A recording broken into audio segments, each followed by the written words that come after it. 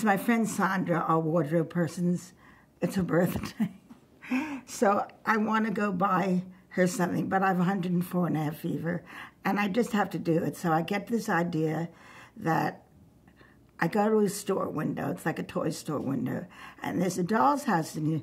So I go to pay for the doll's house, and I have the $105 on me.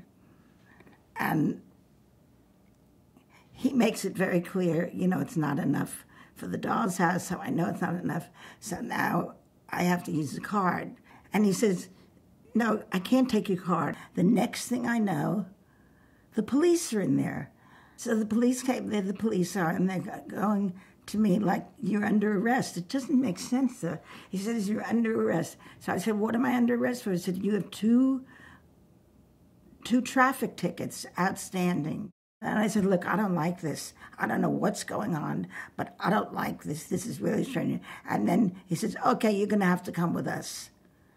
And the next thing I know, I'm in the back of a squad car.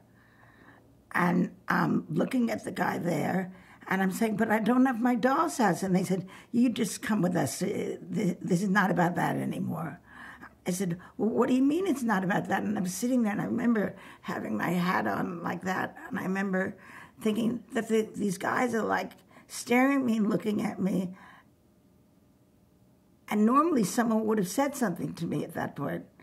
They would have said, are you Louise Lasser? If I could just tell them about my show now, if I could tell them about my show, they'll get it immediately, like that. So I tried to just casually take my hat off, and I took my hat off, nothing. So they didn't recognize who you were? They didn't recognize who I was, and it's usually because I have this big hat on, tied, like that. That's it. So they take me, and I'm like such a schmuck, I don't say anything. And they take me right to the station. They start unloading. I had one of these big leather bags from the 70s. And the guy says to me, he looks at this little jar, and he says to me, what's this? I said, I knew it was going to come up. I had $6 of cocaine in my bag, like in a little thing with a black top. And they said, what is this? And I said, that's cocaine. I just said it. I just said that's cocaine, figuring, it'll be like an in-hip thing, and nothing's going to happen. And he says, well, are you telling me that's cocaine? I said, yeah, it's just like $6 worth of cocaine. But they suddenly said, okay, but now, okay, you're going to have to stay here now. So now I'm like in jail. The whole thing, and all I can say is it cost me like $2,000 suddenly to get out of there. I had to have a bail bondsman. I'm put in jail with hookers and all. And I'm put there, with not my hat anymore, but I'm in there until someone comes to bail me out, right? So, some of the hookers said stuff accusatory about Mary Hartman. I think they didn't like it. Everyone's a critic. Monday morning, I got on the set, and I asked for a writer's meeting.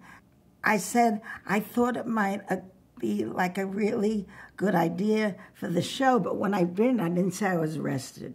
The court breaks when they tell people all these things Monday night. So I would have known, like, in the 5 o'clock So I'm in the office upstairs, Mary Hartman, because I just have this sort of Hamlet feeling going on. And I'm like, I know I'm in trouble. No one knows anything. No one knows I'm going to say anything. And all of a sudden, a telephone rings.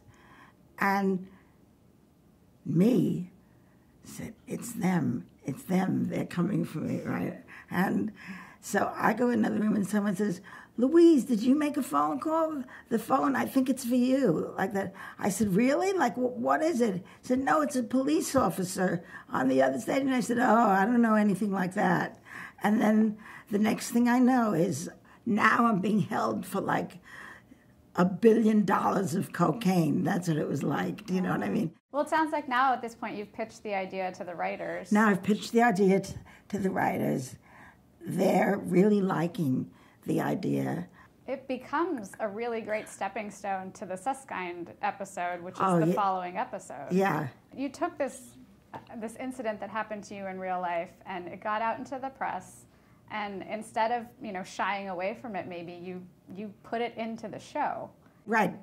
The next day or 2 days after it became into the show. We talked a little bit about what actually appears on screen with Mary playing with the dollhouse in the toy store.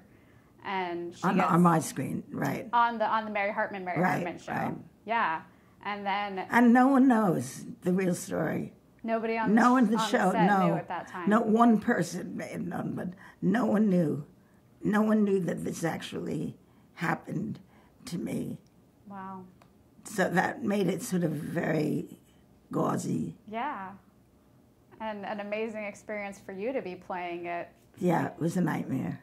That was why I wanted to do it, because of in the show, and that how that exemplified the perfect solving, the perfect life, the perfect this out of her shambled life. So that dollhouse scene became, Mary sitting on the floor. She's playing with these figurines, trying to envision this perfect life.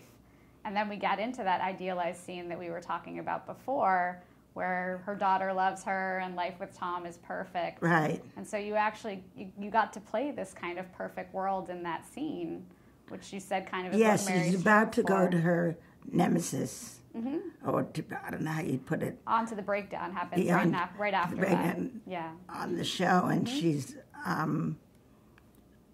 It's so funny because that's what happened in real life, and it's so like apocryphal. So if I tell it, it just doesn't sound right. Yeah. Well, it's a little bit of, art imitating life that happened there. Yeah.